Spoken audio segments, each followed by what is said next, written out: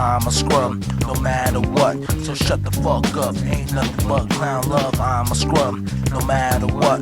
So shut the fuck up, ain't nothing but clown love. I'm a scrum, no matter what. So shut the fuck up, ain't nothing but clown love. I'm a scrum, I'm a scrum, I'm a scrum, no matter what. Okay, woo. What up, y'all? It's KMB, the Sexy Ninja, in the place to be for a Paper Saber universe, and this is the Sexy Ninjacast, the next evolution of the permanent staple of a Paper Saber universe, and I have a huge announcement if you're listening right now. I have put a stop to the New World podcast. It was a very tough decision. If you noticed this week, there hasn't been any Raw, NXT, Dynamite, SmackDown, which would have dropped today. I've been going through a lot mentally and with my health, which is no excuse of why that's stopping. But my love for pro wrestling is still there. And with this platform, you know, I've used this before. It's stapled. It's, you know, I've used the Sexy Ninja Cast, but I'm going to use it a little bit more to talk about other things that I love and other things that are bothering me, other things that just speak my mind, you know. And there was a moment where the big decision came was when I started just popping out the New World podcast just to pop them out. And I found an episode that I was like, oh, you know, I should listen to it. I should just listen to myself. And it sounded so like, I went through each match so fast. I was like, oh, this is awesome. This is awesome. This is awesome. Next, you know, and it didn't feel authentic. It didn't feel real to me in my mind. Even though I love doing them. And watching every show became a homework project, you know? And eventually, like, it just became something I had to do, not something I wanted to do, you know? And yes, I was going to watch the show eventually, you know? And there was a moment where I just started watching highlights, you know, to get caught up with myself. And if there's something I really, really like, I'd go put it on and be in depth about it, you know. And I felt like to the people listening, that's not fair, you know. And I want to enjoy pro wrestling. I want to enjoy these shows. I don't want to make it a homework project anymore. But on this platform here, I'm still going to talk about pro wrestling. You know, things like the Brock Lesnar thing. He's back. And I was like, okay. You know. And that was my last notes I wrote for the New World podcast was Monday Night Raw. Before I made this decision itself, I went along and I was just like, what do I do? You know, I was like, you know what? No, you can't give up. And I think that's what was putting me down even more with that I was saying I was giving up. I'm not giving up. I'm just moving forward. I am taking myself and moving myself forward. And I want to talk about other things, you know, especially like my mental health. I think it would be helpful for a lot of people, you know. I want to turn the Sexy Ninja Cast more into a vlog than anything eventually, you know, and I want to put like 2 to 3 of these out a week. And, you know, or at least once. I'm trying to pick Saturday or Sunday to make the official release date just so it's on a schedule. But seeing like Big Daddy do his Speak On It podcast, and he's dropping these awesome Wheelman series, voiceover work, and I'm like, that's dope. I started writing a screenplay for a short film that I really want to make. It's a mockumentary. I'm not going to say the context of it because I want to finish it first. I wanted to get the 30 pages done. I got a good chunk of it already written. I showed a few people, and a few people were like, oh my gosh, okay, cool, that's funny. And I'm like, yes, okay, cool. As long as I can make you pop, And I once it's finished and once it's what I want it to be, I want to read it here. Like, I'll get a couple of homies and we'll sit down and read the script and see what you think and eventually get it filmed, because this is a project that I feel like I really, really, really want to do. So the inspiration for doing these things, and getting up and being like, oh, yeah, I got to go put on a 3-hour AEW show and, and watch it. And sometimes not enjoy myself. There's a few matches where I'm like, oh, yeah, and I'm just sitting there and it's like, fast forward. So that's the big announcement. The New World podcast is officially over. It is done. It was a fun ride. I hit over 400 episodes with this last season 5. It will be missed. And yeah, it was a good chunk of my life. The New World podcast, man. And thank you to everyone that comments on the show and watch the show or listen or however you did it on YouTube, Spotify, Apple, whatever. Thank you. And if you do not want to continue on this journey with me, KMB, because you were just here for the pro wrestling, that's fine as well. I'll still talk about it. I still think the Brock Lesnar thing is kind of silly. They made a big deal about it. He took his boots off. He's like, okay. Now he's back. And he's got a match at Clash in Italy, which is next weekend, which is on a Sunday, which I found very nice.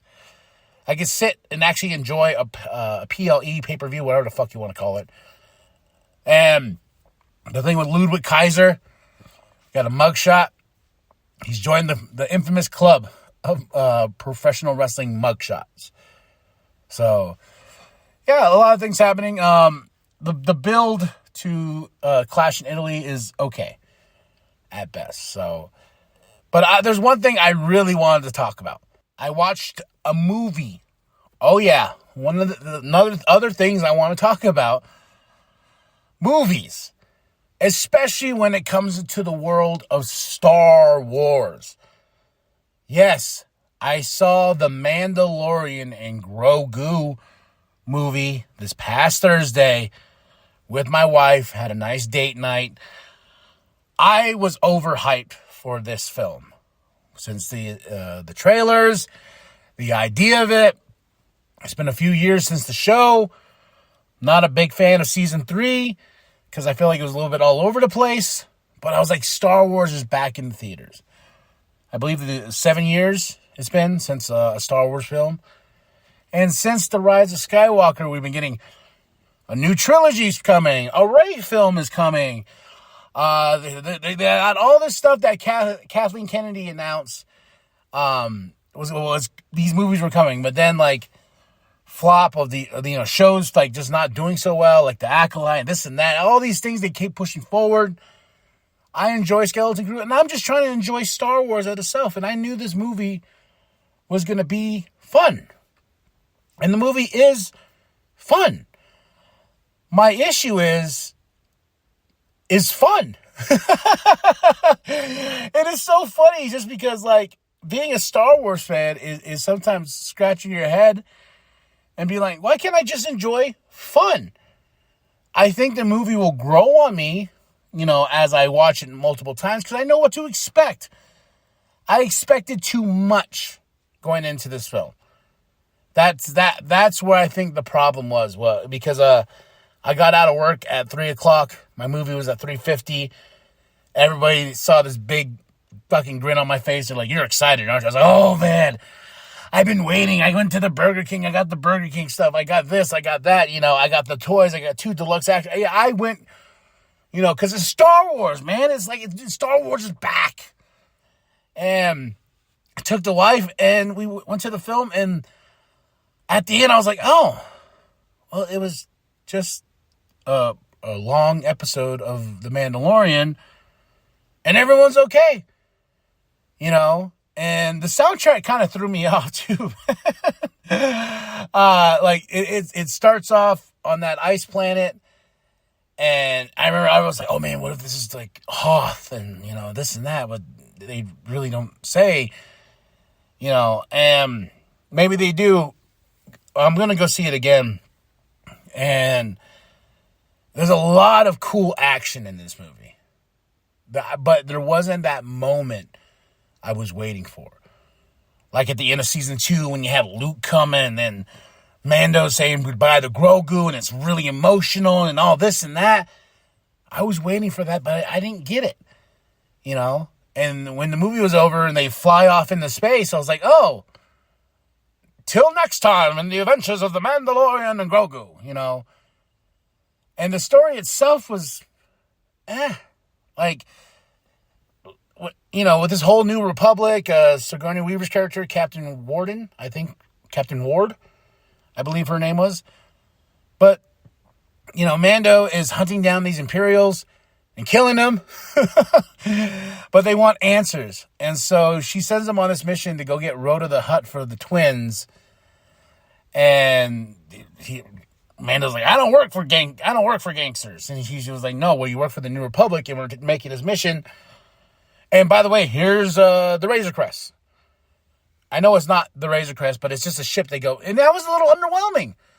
Because I remember like in the trailers and this and that, and I remember like things I listened to like on Rebel Force Radio and this and that, I'm like, oh my God, how's the Razor Crest back? It's like, why is it back? Does he find it? Does he do it? No, it's just, after he gets done with his mission on the ice planet, comes back with Zeb, and he's walking through, and she's like, well, do I not get paid for this job then since I killed the guy?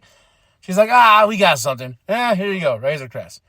I'm like, what about his Naboo starfighter? Like, that just kind of just gets shoved to the side. You see it once, and that's about it. And I was like, but that ship was badass.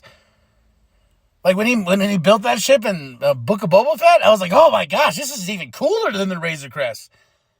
I just feel like they just brought it back just to bring it back for a fan service. And she tells him, like, yeah, well, this is the mission, if you want to do it or not. You know, it's up to you. And it's such a weird, like, Zeb's like, let's at least take a look. And all of a sudden, he's in the ship and he's taking off.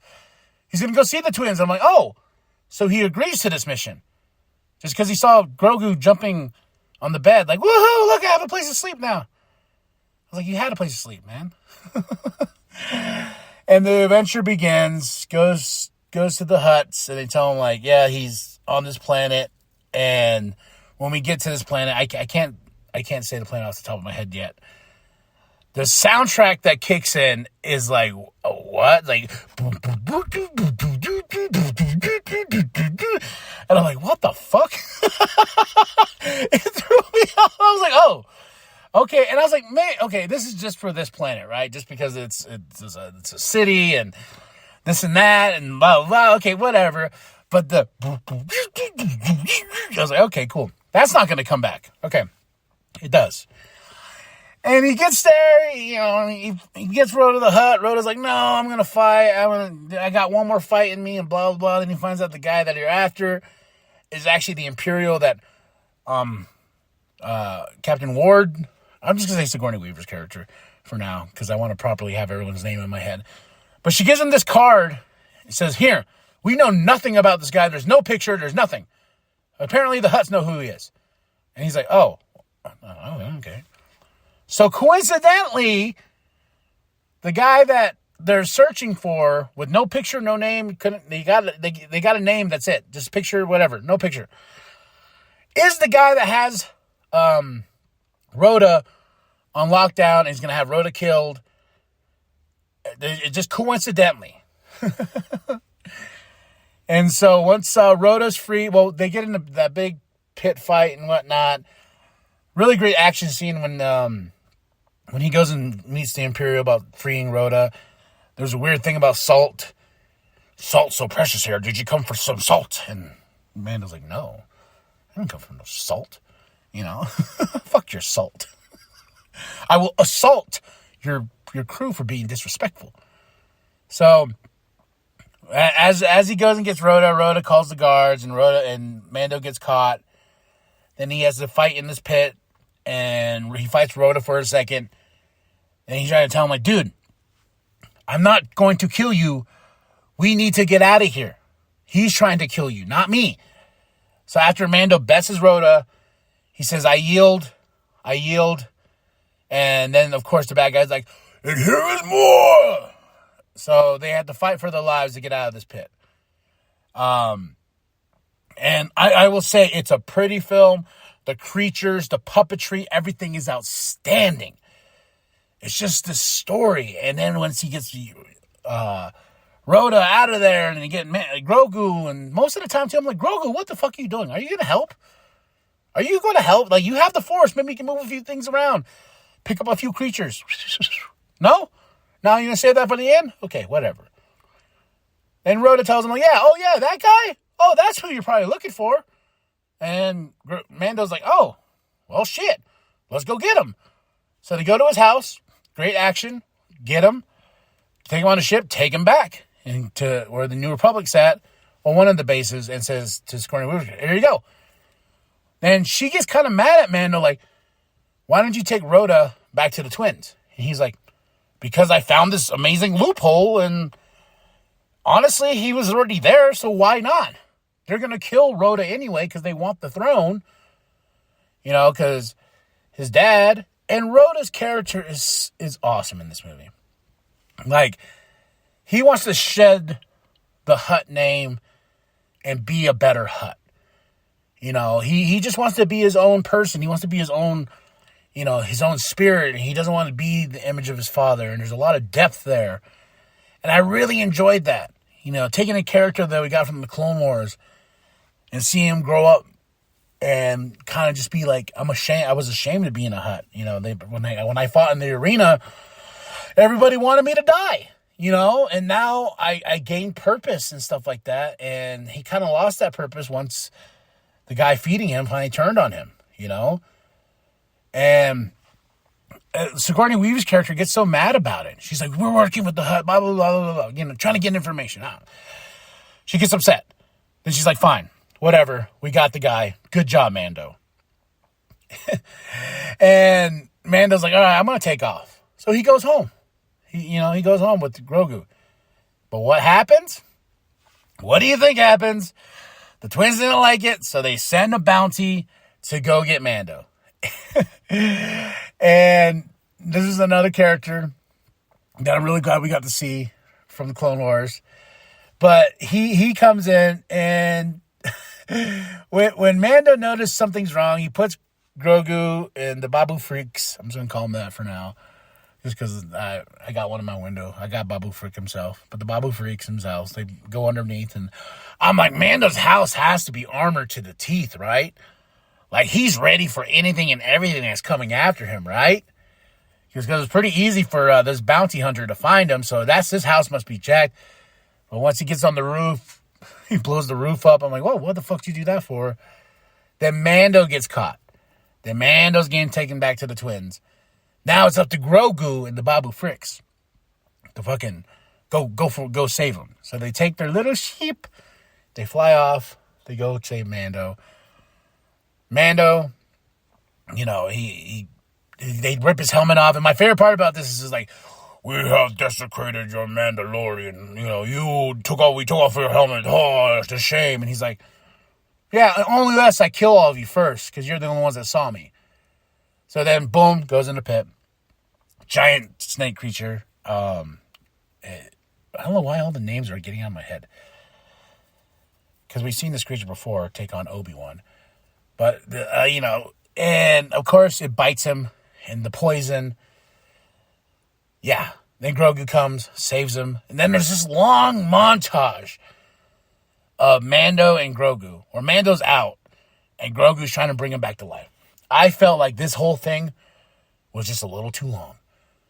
Yeah, like a little too long. And the Mises Bayou alien that gives Grogu fish. Well, Grogu's stealing fish, and then, homie. What was funny about this, though, is when the bounty hunter comes, talks to the guy, gives him so much information, where he just leaves and goes up to Grogu. The Bayou guy goes up to Grogu first and goes, hey, so I heard you have a partner. I heard he's sick. I heard he's dying. I heard he got bit. Blah, blah, blah. Here, I'll make this magic potion. Go feed this to him. He should be alive. Maybe. We'll see. And it's like, oh. And Grogu goes and feeds Mando this. And the next day, Mando's ready. They find the ship that Rhoda was on. Because, of course, Rhoda got caught. I forgot about that. Rhoda was caught, held by the twins and being tortured. And so they find the ship that Rhoda was supposed to go on, but now it's here. But it has a bunch of weapons on it, blah, blah, blah, blah. And Mando tells Grogu, like, hey, do we run? Because they'll come after us, or do we fight? Then and Grogu's like, we fight. And all of a sudden, I'm like, oh, so you could have just given us the theme. But they take the ship, and yeah, I don't know. And at this time, the Babu Fricks took off. Apparently, they were going to go get help, but they take forever. Yeah. So they have this big action scene. There's great stuff. There's some stop motion or droids that they used. Like, the action is superb. The action is great. You know, the movie's beautiful. It's just the story. It seems like 4 episodes of Mando just put into like here you go. Here's a movie. And of course he wins. Then the New Republic comes in their X-Wings. And it's so It's like flawless victory. Like, no one dies. Everything blows up. They go back home. And they're like, then Rhoda's like, I'm joining the New Republic. And it's like, Zeb's like, yeah. So Rhoda now is part of the New Republic. Mando and Grogu jump in the ship, fly off. And when the credits started rolling, I looked at the wife, I was like, huh. Well, that was something. And it was just jarring in my head. And I'm not trying to be a hater. That's the one thing I'm trying not to do, because I love my Star Wars. I like The Acolyte, except for a couple things, you know. This was one of those things I think I just overhyped myself for. And this movie is safe. This is a safe summer movie, you know, and I should have gone into it like that. I should have just been like, this is just going to be an adventure.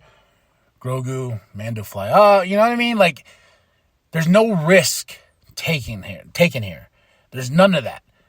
It's just like, here you go. You know they're going to be fine. You know they're going to be okay. We teased you were going to kill Mando, but not, you know you weren't going to kill Mando. And that weird you know, everything combined into one. And this first sitting, I was like, you know, and what sucks is like when people afterwards are like, Kyle, what'd you think of Mandalorian and Grogu? I was like, I gave it a 3 out of 5. Well, at first I was at 3.5 out of 5. And then once I actually talked about the film, it went down to 3, you know. And what's funny is like, the more I talk about it with people, the more negative I am sounding. And I do not want to do that. Especially there's this one kid that works for me. He's a huge Star Wars fan. I'm like talking about it. I'm like, oh, well, I was like, you know what? You go watch the movie, make your own opinion. You know, because I'm not going to be that guy that's like, you're wrong.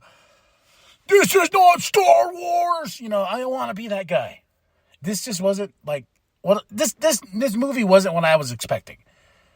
You know, I was expecting so much more. I was expecting to build on the lore of Star Wars itself, especially in the Mandoverse. Ahsoka, Bo-Katan, where's the other Mandalorians, the armor, you know, where's everybody? And I felt like the movie also didn't really, what do you call it? Let me see. I'm trying to find the word here. I feel like the movie really didn't introduce Zeb or get to know Zeb. They're just like, here he is. You know, he's awesome. And the movie's a bit choppy for you know, and the story is just great act. Like I said too, the movie's beautiful looking. The puppetry, the CGI, the practical sets, you know, everything's so beautiful. It's just like, ooh, it's so shiny. It's all new Star Wars. And yeah, it just wasn't what I was expecting. So you go form your own opinion. You know, I'm not the only one that has said these things, but that's just my experience. I am going to go watch it again. But now I know my expectations. I'm just going to go in and just have fun. It's like a Fast and the Furious movie. I'm not there. And what's funny is those movies build their lore. They build. Don has a brother. Don has a kid. Don has this person. Don has a missing cousin that's, twice removed. Something of that nature. To keep building to the next movie. If this movie doesn't build to anything. Like, if they do not make another Mandalorian and Grogu, it's fine because the movie is wrapped up in a nice bow. You can go back to being a TV show.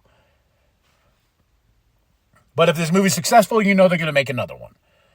Now it's like Starfighter's around the corner. What's that going to be about? Are they going to play it safe with that movie too? So we shall see. That is my opinion on Mandalorian and Grogu. 3 out of 5. Wasn't what I was expecting. Overhyped myself. I got all the Burger King cups. I got the Burger King stuff. All the merch you can think of. So this is the way. Yeah, I really wanted to get that out. I really want to talk about the New World podcast not continuing. And, we'll RIP to the New World podcast. More stuff to come. More movie reviews. I'm thinking of watching some movies I have not seen before and reviewing them on here. I want to talk about music because I've been so behind on music. Oh, and I also want to talk about a book series I started called Dungeon Crawler Carl. I'm on book 4. The Fate of the Feral Cats, or is it I don't know. It's something like that. Yeah, so a lot of stuff has been happening in my life outside of pro wrestling. That's the thing. And the image you see on the podcast, the thumbnail for the show, I thought was beautiful. It's the creator himself, George Lucas. And I thought this was appropriate because the man that changed the original trilogy with the special editions, causing the controversy, and the thing that Han shot first, is rocking a Han shot first shirt.